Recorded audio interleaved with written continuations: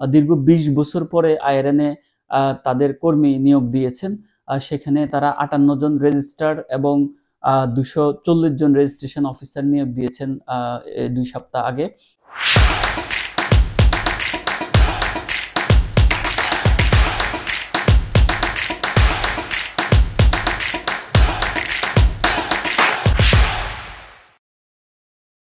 সুপ্রিয় দর্শক, দেশ এবং প্রবাস যে যেখান থেকে দেখছেন সবাইকে স্বাগত জানাচ্ছি পর্তুগালের লিসবন থেকে। আমি রাসেল আহমেদ।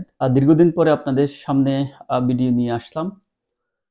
ব্যবসায়িক এবং পারিবারিক ব্যস্ততার কারণে নিয়মিত হয়ে ওঠে না ভিডিও নিয়ে আসতে।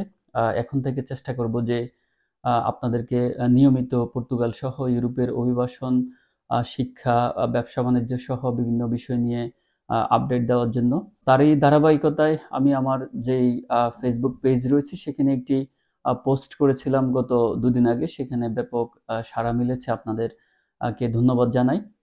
আপনারা বিভিন্ন বিষয়ে ভিডিও করার জন্য আহ্বান জানিয়েছেন। আমি চেষ্টা করব যে স্টেপ বাই স্টেপ সেগুলো নিয়ে কথা বলার জন্য এবং সেগুলো নিয়ে যতটুকু তথ্য বিশ্লেষণ করে সেটি আপনাদের সামনে উপস্থাপন করব। আজকে খুবই গুরুত্বপূর্ণ একটি বিষয় নিয়ে কথা বলবো, যেটি আমার কমেন্ট সেকশনে অনেকেই জানিয়েছেন এবং ইনবক্সে জানিয়েছেন অনেকেই। পাশাপাশি প্রতিনিয়ত সেটি সম্পর্কে নানা কোয়েরি আসছে বিভিন্ন মাধ্যমে। পর্তুগালের যে ন্যাশনালিটির যারা আবেদন করেছেন অনেকেই ২ বছরের বেশি সময় অতিবাহিত হয়ে গেছে, এখনো তাদের যে প্রসেসটি কমপ্লিট হয় নাই।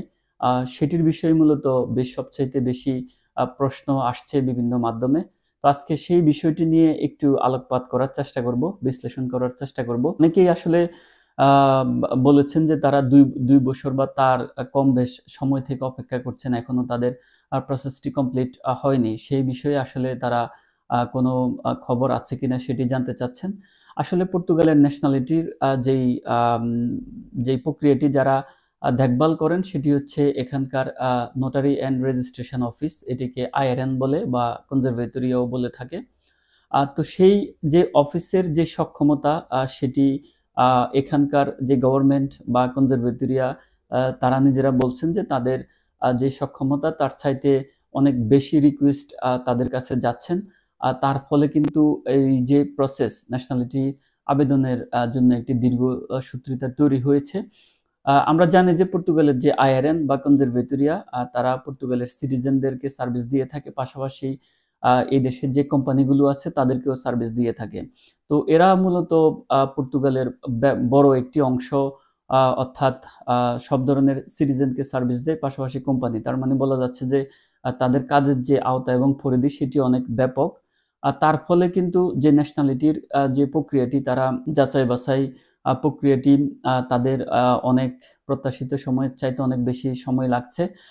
যদিও তাদের পূর্বের যে প্ল্যাটফর্মটি ছিল সেখানে উল্লেখ করা ছিল ২৪ মাস থেকে ৩০ মাসের মতো সময় লাগবে একটি ন্যাশনালিটি কমপ্লিট হতে, কিন্তু আমরা দেখেছি অনেকে ৬ মাস থেকে ১ বছর অথবা তার কম বেশ সময়ের মধ্যে কিন্তু ন্যাশনালিটি অর্জন করেছে। যেমন আমার নিজের ন্যাশনালিটি অ্যাপ্লিকেশনটিও ২০২৩ সালে যখন আমি করি, ২০২৪ সালে কিন্তু সেটি সমাপ্ত হয়ে যায়, অর্থাৎ মাত্র ১১ মাসের মধ্যে কিন্তু আমার নিজের যে প্রসেসটি সেটি কমপ্লিট হয়ে যায়। কিন্তু আমার পরবর্তীতে আমার যে বাচ্চার ন্যাশনালিটির যে প্রসেসটি আমি করি সেটি কিন্তু এমনটি হচ্ছে না। তার ন্যাশনালিটির প্রসেস যদিও সে মাইনর, তারটি ২ থেকে ৪ মাসের মধ্যে দেওয়ার কথা, কিন্তু এখন প্রায় ১৪-১৫ মাস হয়ে গিয়েছে, এখনো কিন্তু সেটি কমপ্লিট হয় নাই।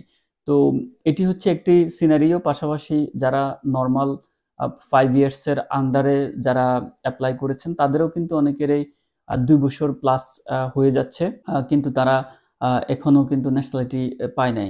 দুঃখিত দর্শক, একটু আমার একটু ইনফরমেশন, আমি ২০২২ সালে অ্যাপ্লাই করি, ২৩ সালে ন্যাশনালিটি পাই।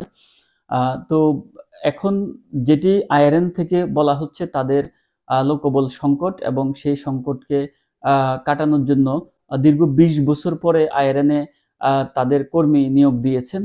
সেখানে তারা ৫৮ জন রেজিস্ট্রার এবং ২৪০ জন রেজিস্ট্রেশন অফিসার নিয়োগ দিয়েছেন ২ সপ্তাহ আগে, অর্থাৎ ফেব্রুয়ারি মাসের শুরুতেই তারা এই নিয়োগটি দিয়েছেন।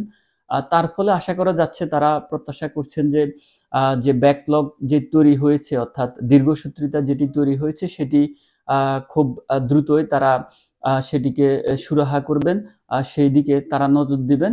শুধু তাই নয়, তারা আরো একটি টেন্ডার অনুমোদন করেছেন, যেখানে 70 জন রেজিস্টার্ড এবং 380 জন রেজিস্ট্রেশন অফিসার তারা নিয়োগের প্রক্রিয়া শুরু করেছেন। তারা আশা করছেন যে এই সম্পূর্ণ নিয়োগ প্রক্রিয়াটি যখন সম্পূর্ণ হয়ে যাবে, তখন কিন্তু তাদের যে ক্যাপাসিটি সেটি অনেকাংশে বৃদ্ধি পাবে, এবং আমরা যারা ওয়েট করছি দীর্ঘদিন থেকে ন্যাশনালিটি আবেদন করে, সেই যে ওয়েটিং যে টাইমটি সেটি কমে আসবে বলে আমি বিশ্বাস করি। তারাও সেই আশাবাদ ব্যক্ত করছে তাদের যে কমিউনিকেশন চ্যানেল রয়েছে সেখানে। তো দর্শক, আমরা একটি বিষয় আসলে যারা দীর্ঘদিন থেকে ওয়েট করছেন, আমি জানি যে অনেকেই 2022 সালে অ্যাপ্লিকেশন করে এখনো কিন্তু অপেক্ষমান আছে, বা 23 সালে অ্যাপ্লিকেশন করেছেন এখনো অপেক্ষমান আছেন। এরকম অনেকেই কিন্তু আছে এই যারা দীর্ঘদিন থেকে আসলে এই ন্যাশনালিটি প্রসেসটি সম্পূর্ণ হওয়ার আশায় নিয়ে বসে আছেন।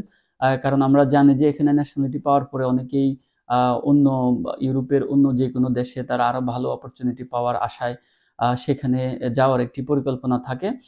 তো সেই হিসেবে আসলে তাদেরকে এই যে অপেক্ষার যে সময়টা সেটি অনেক বেশি যখন হয়, নিঃসন্দেহে সেটি তাদের যে ব্যক্তিগত যে পরিকল্পনা অথবা যেই স্বপ্ন থাকে সেটিকে ব্যাহত করে। আমরা আশা করছি যে আইআরএন এই নিয়োগ প্রক্রিয়াটি দ্রুতই সম্পূর্ণ করবে, সম্পূর্ণ করে তাদের যেই ক্যাপাসিটি রয়েছে সেটিকে তারা বৃদ্ধি করবে।